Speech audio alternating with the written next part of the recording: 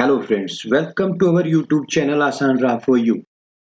ओम नमः शिवाय। नमस्कार दोस्तों, आज हम इस वीडियो में बात करेंगे 2023 में सावन पुत्रदा एकादशी व्रत कब है, शुभ मुहूर्त, विधि, पारण का समय, व्रत कथा और साथ ही जानेंगे इस दिन किए जाने वाले एक महा उपाय के बारे में, इसलिए वीडियो के साथ अंत तक बने रहें। दोस्तों, शास्त्रों में एकादशी तिथि का विशेष महत्व माना जाता है। इस समय सावन मास चल रहा है। दोस्तों, सावन के शुक्ल पक्ष में आने वाली एकादशी पुत्रदा एकादशी होती है। इस दिन व्रत रखकर पूजा करने से संतान सुख की प्राप्ति होती है। हालांकि पुत्रदा एकादशी साल में 2 बार आती है, एक सावन के महीने में और दूसरी पौष के महीने में। इस व्रत में श्री कृष्ण के बाल स्वरूप का पूजन किया जाता है। तो आइए जानते हैं 2023 में सावन पुत्रदा एकादशी व्रत कब है, शुभ मुहूर्त और यह व्रत कैसे किया जाता है।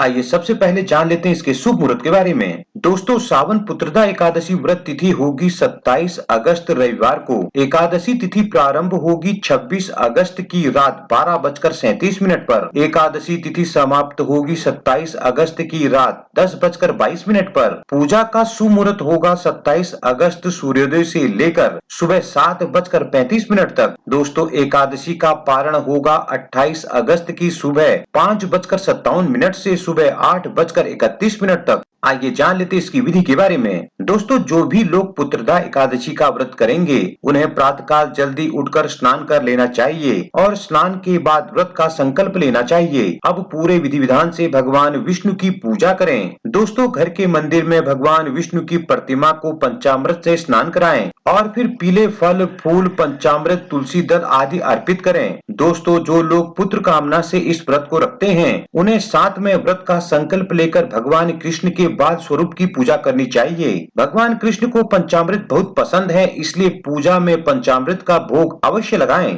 आइए जान लेते हैं एकादशी का पारण कैसे करना चाहिए। दोस्तों, एकादशी का पारण द्वादशी तिथि को सूर्योदय के बाद किया जाता है। यदि द्वादशी तिथि सूर्योदय से पहले समाप्त हो गई हो तो एकादशी व्रत का पारण सूर्योदय के बाद ही होता है। दोस्तों, एकादशी व्रत का पारण हरिवासर के दौरान नहीं करना चाहिए। हरिवासर द्वादशी तिथि की पहली 1/4 अवधि होती है। व्रत के पारण का सबसे सही समय प्रातःकाल का है। इसके अलावा मध्याह्न के बाद भी पारण किया जा सकता है। दोस्तों, पारण के दिन पुनः श्री हरि विष्णु जी का पूजन करने के बाद ब्राह्मण या जरूरतमंद को दान दक्षिणा देने के बाद ही व्रत खोलना चाहिए। आइए जान लेते हैं इस दिन किए जाने वाले एक महा उपाय के बारे में। दोस्तों, एकादशी का व्रत सभी व्रतों में सबसे कठिन माना गया है। इस दिन अगर आप व्रत ना भी कर पाए तो आपको सात्विक भोजन ग्रहण करना चाहिए। दोस्तों, इस दिन विष्णु जी के साथ लड्डू गोपाल जी की भी पूजा की जाती है। लड्डू गोपाल की पूजा से पहले उन्हें तुलसी पत्र मिले पंचामृत से स्नान कराकर तुलसी पत्र अर्पित करें। ऐसा करने से संतान संबंधित सभी समस्याएं दूर हो जाती हैं। दोस्तों, इस दिन तुलसी की जड़ में शाम के समय घी का दीपक जरूर जलाएं। इससे घर की सुख शांति सदा सर्वदा बनी रहती है।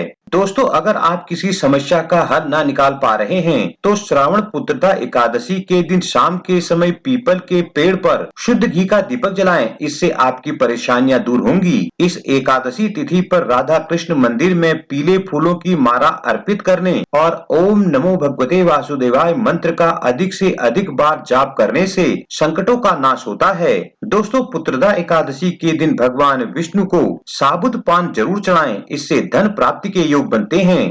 आइए जान लेते हैं पुत्रदा एकादशी की पौराणिक कथा के बारे में। दोस्तों, भद्रावती राज्य में सुकेतुमान नाम के राजा राज्य करते थे। उनकी पत्नी का नाम सैव्या था। राजा के पास किसी चीज की कमी न थी, लेकिन उनके कोई संतान न थी। ऐसे में राजा रानी चिंतित रहा करते थे। राजा के मन में पिंडदान की चिंता सताने लगी और उनका मन राजपाट में नहीं लगा, जिस कारण वो जंगल की ओर चल दिए। दोस्तों, राजा दुखी होकर एक तालाब किनारे बैठ गए और तालाब के किनारे बने एक ऋषि के आश्रम में गए। ऋषि राजा को देखकर बोले कि राजन, आप अपनी इच्छा बताइए। राजा ने अपने मन की चिंता मुनियों को बताई। राजा की चिंता जान मुनि ने राजा को पुत्रदा एकादशी का व्रत रखने को कहा। दोस्तों, राजा ने इस व्रत को रखा और द्वादशी को व्रत का विधि विधान से पारण किया। कुछ समय पश्चात ही व्रत के फलस्वरूप रानी को पुत्र की प्राप्ति हुई। जय श्री हरि। दोस्तों, आपको ये वीडियो और जानकारी कैसी लगी हमें कमेंट करके जरूर बताएं। वीडियो को ज्यादा से ज्यादा लाइक शेयर करें और इसी तरह की वीडियो के लिए हमारे चैनल को अभी सब्सक्राइब कर बेल आइकन को भी प्रेस करें ताकि आगे आने वाली वीडियोज की नोटिफिकेशन आपको सबसे पहले मिल सके।